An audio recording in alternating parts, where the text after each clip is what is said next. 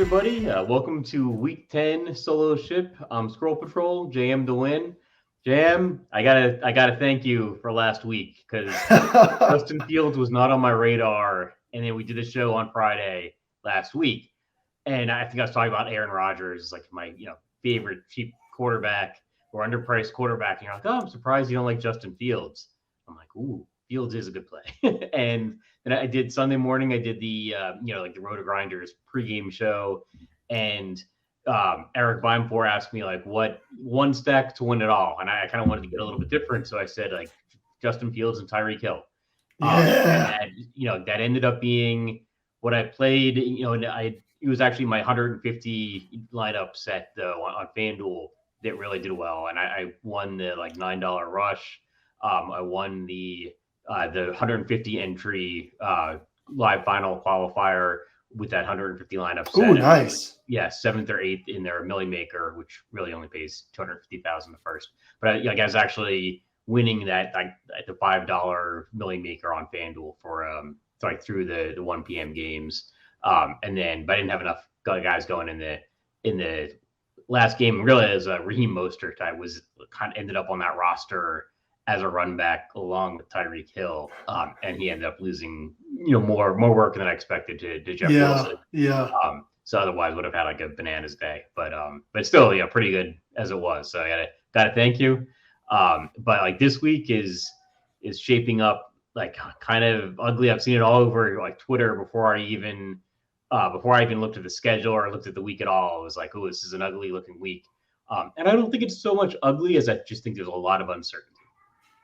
Yeah, and one of the things that I said this week is that one of the good things about an ugly week is everybody's playing the same week, right? Everybody else has to deal with this week too. So realistically, it gives us an edge to have an ugly week. By the way, for anyone listening, my voice sounds a little different. Been under the weather all week. And then, on the Justin Fields thing, it's funny. People sometimes they've asked me for years, like especially back when I was at RotoGrinders and my stuff reached like the whole RotoGrinders audience. But people would ask me how I think about like, oh, well, your thoughts probably influence ownership and blah, blah, blah. And I was always like, honestly, my thoughts never influence ownership. Like, there's so many different components to go into. But last week might have been one of the only times that I feel like I maybe did because I was really banging the drum on Justin Fields everywhere last week in Matthew Berry's Fantasy Life newsletter. I have a Friday piece that goes in there, and I likened playing Justin Fields last week to when we were playing Josh Allen in 2018 and people weren't on him his rookie year down the stretch. It was fun to obviously we saw ownership from RotoGrinders had Fields at like 3% when we did our show last week. Well, we had him at like 5.8%. And by the weekend, he was like 11 to 15% owned. It was a fun week to get some Justin Fields action with some Tyreek Hill bringbacks and Devontae Adams. Now let's see if we can recreate the magic this week when things are really ugly. And I think one of the things, we talk a lot about chalk usually being sharp. And one of the things I always talk about is that chalk forms no matter what. And that there's some weeks, like on weeks where there's a lot of good plays and we're finding like the best plays of those good plays, it makes sense that those plays are hitting most often. But I'm always looking for the weeks where chalk is chalk just because that's all that's available. And I think we have some spots like that this week. Like Damon Pierce, if you mess around with an optimizer this week, you literally can't get the optimizer to not put Damon Pierce in your roster. And he's a super sharp play, right? He's getting all these touches and he's playing a mediocre Giants run defense that, they're really great in the red zone. So they don't allow a lot of touchdowns, a lot of fantasy points to running backs, but they give up yards and maybe Damon Pierce gets touchdowns. But if we could say, what if Kenneth Walker and Joe Mixon and Ramondre Stevenson and Travis Etienne were all priced in the same price range like last week? Would Damon Pierce be the guy that everyone's playing? Probably not. He's going to be on like 40% of rosters. He's topped 20.3 DraftKings points once this year. Again, he's the sharpest running back play this week, but on a different week, he might be going like super overlooked. And so I'm always looking for spots like that where we can kind of outmaneuver the field.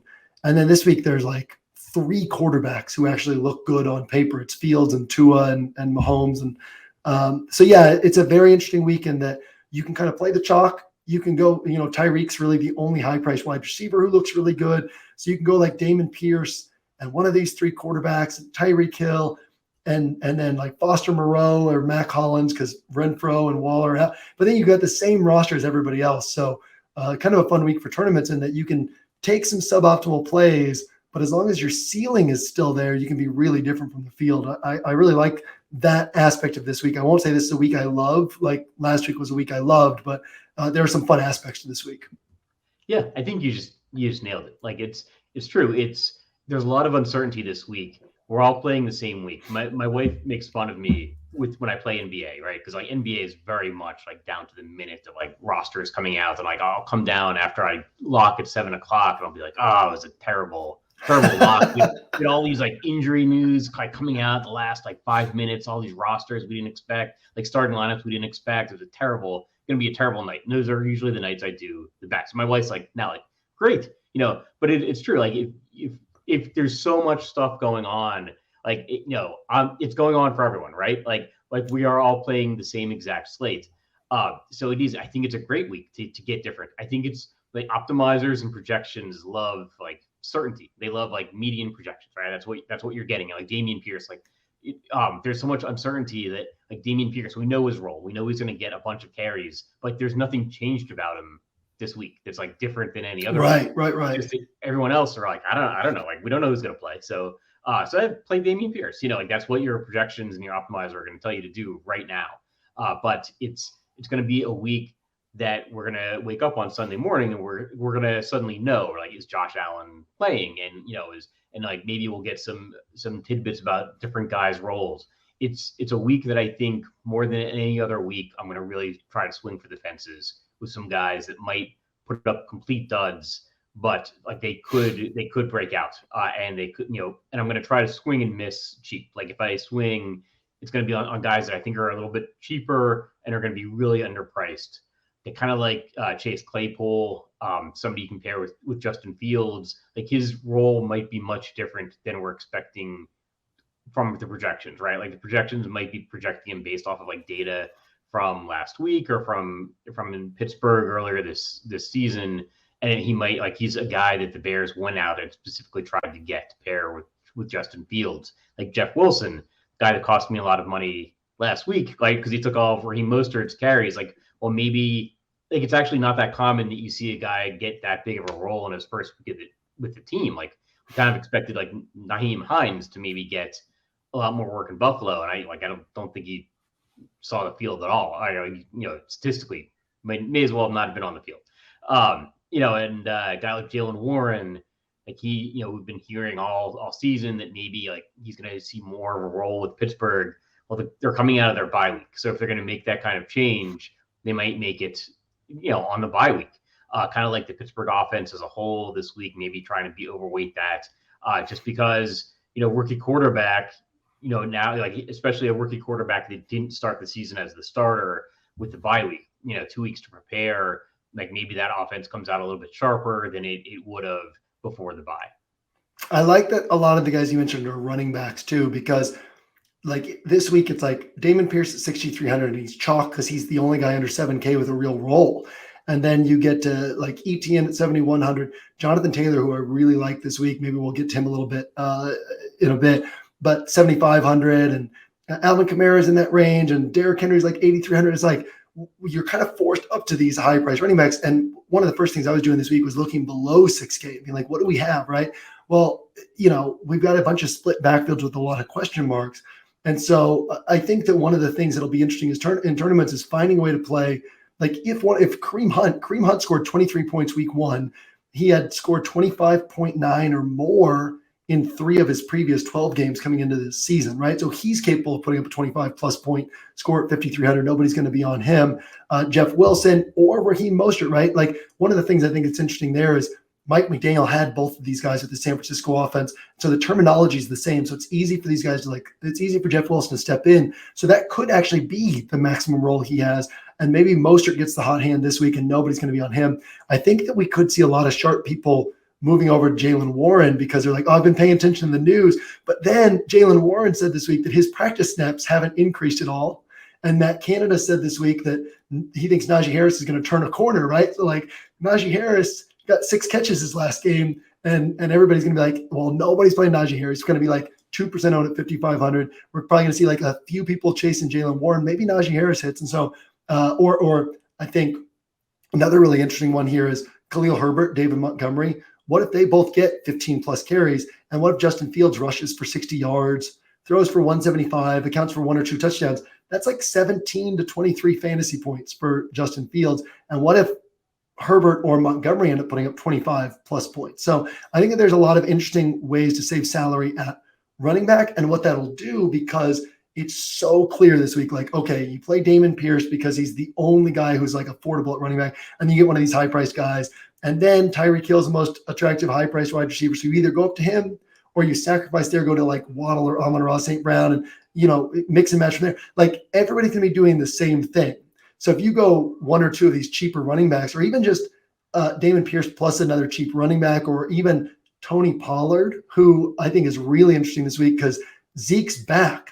But 2 weeks ago when we all played Pollard, he only played 30 out of 57 snaps, right? And Malik Davis got those other touches and those other snaps. Well, what if Zeke's not really back, which it sounds like he's not, right? It sounds like he's still kind of iffy. He's talked about taking the long view. And now Zeke and Pollard are the 2 running backs, but maybe they only want to give Zeke 40% of the snaps, and now Pollard gets 60%. He actually gets more snaps than he did 2 weeks ago. And you can play Pollard and one of these cheap running backs. There's just a lot of ways to approach roster construction really differently than the field, because the slate just forces you onto a very specific roster construction approach. I think that's going to be one of the big ways to do something different this week. And like you said, swing for the fences, right? Like, it's a week to take some suboptimal plays that have ceiling in order to really like have a shot at first place, because otherwise you're just doing the same thing as everyone else. Yeah, it's actually interesting. Each of the guys that I mentioned kind of has a mirror image that might be even lower owned. Yeah. And they're all not great plays on paper, but like any of them could hit. Yeah, and it's like people don't want to play split backfields, right? Because there's no certainty. Like, I don't know, but like if you've got a week where there is no certainty anywhere, like you might as well swing and hope that you get the guy that gets the touchdown, or ends up just getting more of the passing down work, on DraftKings, point per reception. Actually, a guy just going along with the cheap running backs like Devin Singletary is a little bit interesting to me. They got Nyheim Hines, and like Singletary is like particularly cheap on FanDuel. So it's a more interesting play there. And the Buffalo offense as a whole, I think, is going to be an offense I end up being overweight on, because it is the prime like uncertain spot. We don't know, is Josh Allen playing or not. And I kind of want to just be over. I want to go into Sunday with a plan that I'm, maybe more on 150 lineup set. I'm going to try to be overweight the Buffalo offense, and even the Buffalo quarterback. Like, if Josh Allen is playing, then try to be overweight him, thinking that people are going to be less on him because of the injury. If Casey Keenum's starting, like, that's not something people are going to have been thinking about all weekend. So then, or all week at least. So like maybe be overweight Keenum, especially at 5,000 on DraftKings. If I can get the quarterback that's throwing to like Gabe Davis and Stephon Diggs against the Minnesota defense, then like maybe that's something I'm interested in, right? Especially at the cheaper price. Like, it's tough trying to fit in Josh Allen and Stephon Diggs, but if suddenly the Buffalo quarterback's only 5,000, that's a much more affordable stack there. And then the team with the highest implied point total of the week is actually Kansas City, I believe. And like not a lot of people are talking about it, because like everybody now wants to play Justin Fields, which I don't know. I don't know if I'm going to be overweight or underweight the field on Fields. Well, if you try to build like a Mahomes and Kelsey roster, given how weird running back is, it's so difficult. If you try to build like a Tua double stack this week, given how weird running back is, it's so difficult. So I love it because Tua is going to be popular, but Tua double stacks will be less popular than they should be. Mahomes to Kelsey is so difficult to build around that it'll be less popular than it should be. And so I think that there's a lot of edge this week in kind of moving in different directions, right? To where, to me, I mean, Justin Fields is like a feather in my cap type guy now, right? That I said, play him against Dallas. I said, play him last week, play him everywhere. But it's like, now I also have to recognize that he can put up 17 to 23 points at high ownership. And what are some of the other places that we can go, right? Like, if he puts up that and Mahomes puts up 36 or 38, now we're in great shape. Or if he puts up that and the Tua double stack ends up being the stack that you had to have, we're in great shape. I also want to recognize at the same time that like Fields can put up 27 pretty easily. Tua can put up 27 pretty easily, and they're kind of underpriced, right? Like these cheaper guys aren't that far below them. So I want the guys who can put up big games. So the only other quarterbacks on my list besides the three main guys are going to, and this isn't say these are the only guys who can hit, right? But the only other guys I'm looking at are Keenum and Trevor Lawrence, because he's opposite Patrick Mahomes. Or if that game goes off, that could end up working out. Or Kenny Pickett, who, I said on the show like 3 or 4 weeks ago, like I think Kenny Pickett to Deontay and Pickens is going to win a Millie Maker this year just because of the way his style of play, right? He's aggressive. He throws the ball downfield. He bootlegs. He runs the ball. And there's going to be one of these weeks where he doesn't throw a ton of picks and he throws for 350 yards and 3 or 4 touchdowns and maybe even runs for 30, 40 yards.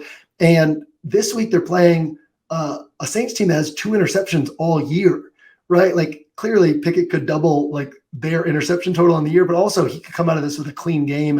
And that's one where it's like Fields could put up 25, Tua could put up 25, but Pickett could put up 32, 33. And he could also put up 7 or 8. But if we're swinging for the fences, if we're trying to get first place, like he's one of the only guys who can really like blow past everybody else. And then I think Keenum's interesting too, because like you said, you get Gabe Davis, you get Stephon Diggs. Keenum and Diggs played together for years in Minnesota. Keenum's a capable backup as long as, we sometimes see these guys like time erodes their skill. So who knows what we'll get with Keenum. But I've been approaching this week as if Allen will be out because Vegas has treated it that way, right? They dropped the Bills implied team total to 23.5. But I'm ready. Like I'm already ready that if Josh Allen's in there, like I'm going to get some Josh Allen in and use an opto and just get like a bunch of Josh Allen, because most people, hand builders, it's going to be like, well, what, I'm already set for the week. Let's just leave Josh Allen alone. And then I'm going to have some Keenum mixed in on the flip side of that. And then even for single entry, which this show is technically focused on, there's the 3 quarterbacks, right? But among those 3, Fields is the sharpest play, but not to the extent that ownership is going to say, right? So I'm way likelier to have Tua or Mahomes or even Pickett on single entry than I am to have Justin Fields. I love that Fields play this week, but there's just other ways. Like my main build probably won't have Fields and Damon Pierce, and then it's like, hey, I now need just 2 things to disappoint. Definitely probably won't have Damon Pierce, just because, like we said, he's chalk because of what the week gives us. And I think he's a super sharp play. I think he's the best running back play on this slate, but on another slate, he'd be completely overlooked. And so he's more fragile than the typical chalk running back. And I just need that one thing to fail. And now I can outmaneuver everybody. And Fields is less fragile than Damon Pierce, but like, I think his ownership could get really out of control this week. I agree. I think he had much higher ownership. Like you referenced, like he had much higher ownership than projected last week. So I think he's going to be a popular play. He's a guy that kind of has like a history. Like he was a highly regarded, first round quarterback, and people thought like he's going to be the next star. And it seems like it happens so often. Like you said, it might be very similar to like a Josh Allen career path where, guys get drafted highly and then it's tough to play quarterback in the NFL. They kind of flounder for a little while and then they're like, oh, this guy's a dud. And sometimes the guys are duds, but sometimes it's just taking them a little bit of time to pick up on the NFL. I do think like Fields can break the slate, but he's 1,200 more than he was last week, and there's like a path to failure as well. And I don't like him. I was thinking specifically because I always try to remind myself that this is a single entry show, that I don't like him for single entry, because I think the ownership in single entry in particular could get out of control for a quarterback, and he can very easily put up a dud. Like if he doesn't get the rushing touchdowns, which are not going to be guaranteed, then he can put up a dud. And like the Bears running backs are actually an interesting pivot. Like pick another quarterback and play the Bears running backs, and just say that maybe they get there. Actually, a quarterback that it hadn't really occurred to me until just now, but that you didn't mention is Goff. Like what if you played paired Jared Goff with like the Bears running backs, or just played Goff, with Amon-Ra, St. Brown. And then you could put a Bears running back in and then put in some pieces from other games. I think it's an interesting way to kind of spin the Detroit-Chicago game, just presuming it's not Justin Fields getting the rushing touchdowns, but maybe the Bears are still scoring, and then Jared Goff, because I know like 1 week season, the write-up was talking about the pressured Goff versus non-pressure Yeah, teams. yeah. It's such a difference. Yeah, I don't think Goff's going to be in my pool this week, but among like the 14 guys who are not, like he was definitely one of the ones that was like, oh, here's an interesting way. Like, would it surprise me if Goff ends up being on the winning rosters in tournaments? No, it really wouldn't. And he's got Amon-Ra St. Brown, he's got Khalif Raymond, he has clear stacking partners, and then you bring that back with even a Chase Claypool, but especially like a Chicago running back. Yeah, it just becomes super interesting. What's great about the Chicago wide receivers too is if they're hitting for a big game, that might be taking away from Fields' chance of hitting for a big game because he's still not he's not going to throw for more than 225, 250 yards in like a huge passing game, right? And so if those are going to wide receivers to enough of an extent that these guys are hitting for like the type of game you had to have, that's probably taking away a lot of Fields' rushing yards as well. And so, I think that there's a lot of interesting ways to play around with it. And for me, I think single entry, my likeliest starting point is going to be Mahomes, Tua, or Pickett, and that's while acknowledging that Fields is the best on paper play of the bunch. My single entry play probably won't have Damon Pierce, while acknowledging that Damon Pierce is clearly going to be this chalk for a reason, but again, would be not chalk in a week with better options available. And so if Tua gets 17 points and Damon Pierce gets 15, 16 points, well, I'm like so far ahead of everybody just by having those two pieces of chalk breaking that I can kind of do whatever I want in other spots. Do you have any thoughts on the Jonathan Taylor play? I was a little surprised you mentioned him. I don't know. I don't like the injury history, right? Where within a season he gets hurt and it's like, okay, he's back now. And it seemed like the injury lingered a little bit too. Like they were said, like he was like practicing and then just didn't make it into the games. And I think the first week was like a Thursday night, and it's like, well, maybe they want to give him the extended rest till the next Sunday. But I think he missed the next Sunday too. And it's like, ooh, that was a more serious injury than we thought. And then he came back, like didn't do particularly well, and then I think missed another game. And it just seems like it's this lingering thing. And now he's back, but now it's really hard to know, is he back, or are they just throwing him in there? It's tough. I'm more down on him, I think, in season long than than maybe this week, just because I think they've got a late bye week, and I don't know, he's kind of their star, and if he's really hurt and they keep him out, like it might make sense to shut him down for the season with the late bye week, right? Like it looks like it might be a lost season for the Colts, and I think they're in some disarray too. Like I don't like the coaching change. Like it was a quarterback change followed by a coaching change. And we don't know who's like, it's like the ball boys like calling the plays or something. Like the coach doesn't. I don't know. It just seems like a mess. And as a younger man, I would have looked at this and thought, well, they're an NFL team. They know what they're doing. Having seen enough organizations now living in the Washington area that are just in total disarray all the time. Like it occurs to me, like, no, maybe they don't know what they're doing. Like maybe like Jeff Saturday is the guy that was just sitting in the room and yeah, all right, Jeff, why don't you coach? And like it might just be a mess. So, but I don't know. I'm interested to hear you because like it does sound like you're high on him. So yeah, I'm high on him for exactly those reasons. Like I'm high on him because it's so hard to pull the trigger on him. And you have Jonathan Taylor at 7,500 against a middle of the road run defense and a bad overall defense. And like, it's going to be so hard to pull the trigger on him. And yet that's often the type of play that like people look back and they're like, oh my God, Jonathan Taylor was 4% owned. I'm just pulling a number out of thin air. I haven't even looked at ownership projections yet, but like Jonathan Taylor was 4% owned and he put up 35 points and I didn't even like consider pulling the trigger. So what I like here is Deion Jackson's out this week or is expected to be out this week. Jonathan Taylor practiced in full on Thursday. He seems like ready to play. Everything in the Colts press conference where they like announced Jeff Saturday, there's two things. One was it was funny to me that Jim Irsay mentioned like over and over again, including when he wasn't even asked about this. He kept mentioning that he's never hired a coach who had a losing record with the Colts. And I was like, well, yeah, you lost a bunch of games before Peyton Manning was in the draft.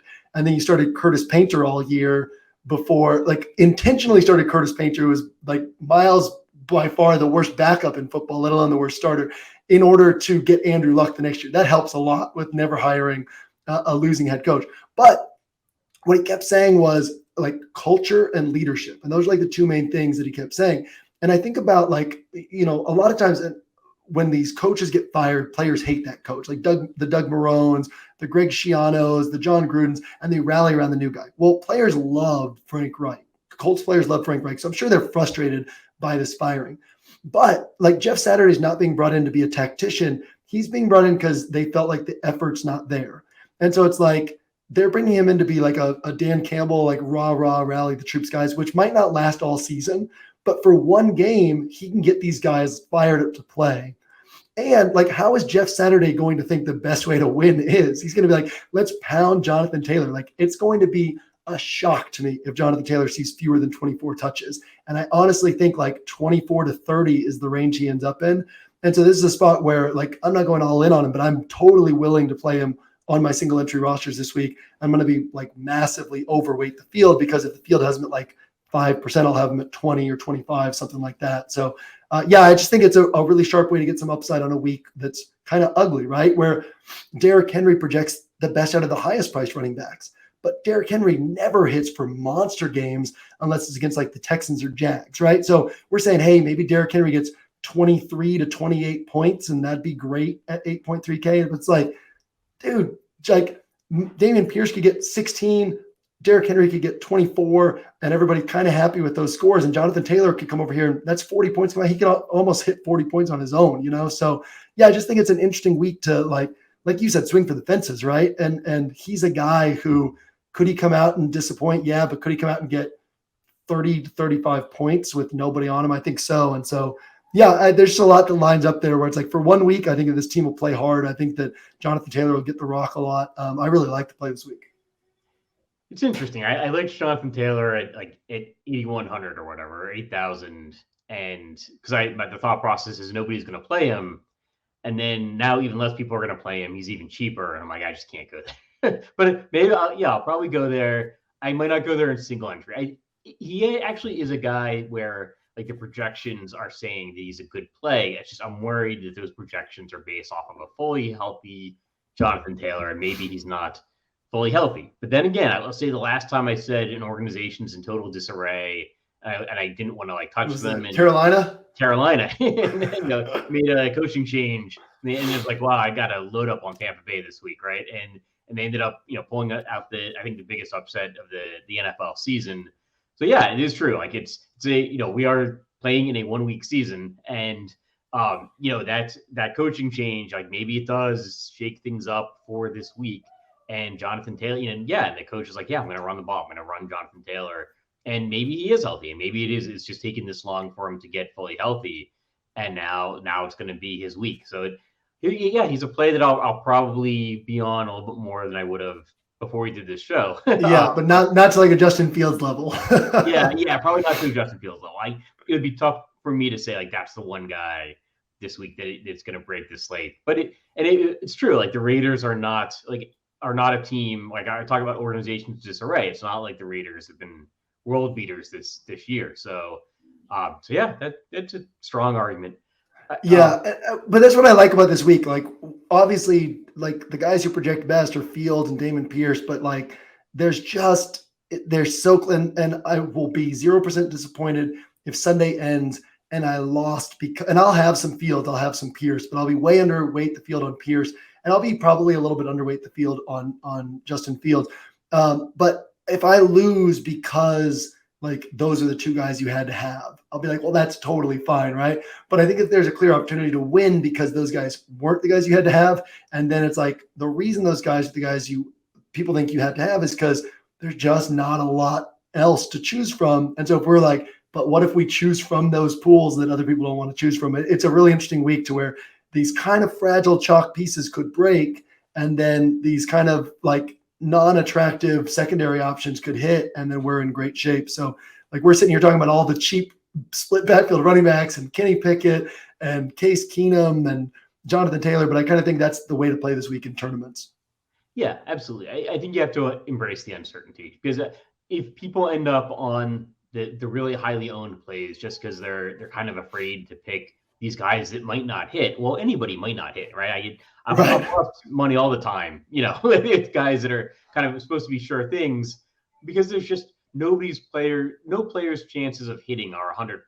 And we tend to underestimate the chance of an injury, the chance of a total, a role change during the game. Like, oh, this guy just, doesn't have it. We're gonna put in somebody else. Like the Pittsburgh running back situation. Like, we have no idea. Like, it could be a split backfield. It actually historically has not been a split backfield in Pittsburgh. So it could be one guy still getting all the carries, and it could be Jalen Warren. It could be Najee Harris. We just don't know. But you're not going to know until Sunday. So you gotta pick one, and maybe it's Harris, maybe it's Warren. I guess one position I don't think we've really talked about that much at all is tight end.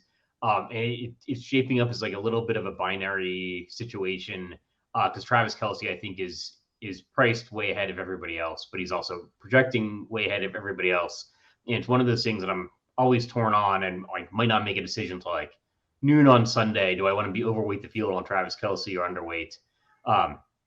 Underweight based off of the price, or just like, if Travis Kelce goes out and gets 3 touchdowns, you're going to be like, of course, why was I playing any other tight end? Then look at all these other guys. And I could have been playing Travis Kelce at 50% ownership.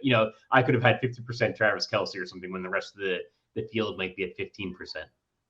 Yeah. I mean, I think it'll be lower than that. I guess the hard thing for me is I always want to play Mahomes if I play Kelce, because if Kelce hits, Mahomes almost always goes for 30 plus. So then it's like you get this free square, and then to not take advantage of it is suboptimal. But on a week like this, I could play Kelce with like a Kenny Pickett or something like that. Like, hopefully Pickett also, like, you give yourself another thing you have to get right, but you save a lot of salary and create some flexibility there. But yeah, I mean, it's so hard to build Kelce and Mahomes rosters.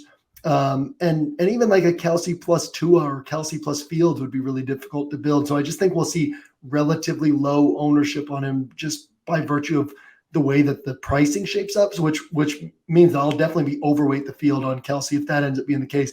If he's like coming in high owned, then I'll probably be even the field. And then there's just like a whole slew of guys I like Harrison Bryant at 2,700. Most people won't be on him, but everybody else is like 3,200 to 3,800. And like all of them are viable, right? Foster Moreau and Evan Ingram and Dalton Schultz. I really like Dalton Schultz. He should be higher priced than he is. Like there's like 6 or 7 guys in this range. It's like, yeah, I'm fine with any of them. None of them stand out to me. Probably take the lower owned guys or the guys who correlate best with what I'm doing elsewhere and leave the other guys alone. But yeah, that's kind of how I see tight end this week, is nothing stands out on the lower ends. Kelce's clearly the best play. He's just really hard to play this week. Yeah, we might actually see a lot of ownership, I think, on Dolchik and Foster Moreau. Yeah. It's interesting. There's very little separation between them and the rest of the guys that are all like 3,200. Like you mentioned, Harrison Bryant. Yeah, I mean, a lot of these guys are going to be guys that if they get a touchdown, that's good enough for you. Yep. And if, but there's nobody that's going to necessarily break out. I mean, we saw Cole Kmet did really well last week, but yeah, it's probably not going to happen every week. And yeah, there's just a pile of guys like Evan Ingram, that are just between that 3,200, 2,800, and there's probably not much differentiation. So if the field kind of condenses around Dolchik and Foster Moreau, then maybe that's a good place to get different. And actually, I'm kind of talking myself into some Travis Kelce, because he is that guy that has more of that guaranteed role. And then if you put Kelce in, that kind of forces you into those cheaper, uncertain running backs, and where you just got to pick one. So probably an argument for being over the field on Travis Kelce. But all right, any final thoughts on the week? No, I mean, I guess I'll say this: if you're going to play this week, you might as well play for first place, right? There's no reason to just play the exact, and it doesn't mean you have to be off Fields and Pierce, and like you could be off one guy, right? But the way to build this week is so like straightforward for everybody that you got to do something a little bit different. So if you guys are watching this, listen to this, keep that in mind. If you're playing this week, target first place, be willing to lose, because this is a week to swing for the fences for sure. Yeah, and I think it's a good week to game stack as well, because I think people sometimes look at these lower scoring weeks and think, well, no game stands out. I'm going to take a couple pieces from every game, but at the end of the day, one game probably is going to have stood out, or 1 or 2 games probably is going to have stood out with a higher score than the Vegas totals, which is like what all the projections are based off of. So it's a good week, I think, especially with just 10 games, to group, if you're doing multiple rosters or even just doing one roster, like take a few pieces from the same game just to get that game stack and hope you hit the game that far exceeds its Vegas total. Yeah, agreed. 100% on board with that. All right, well, that'll do it for Solo Ship Week 10. Good luck this week, and we'll see you guys next week.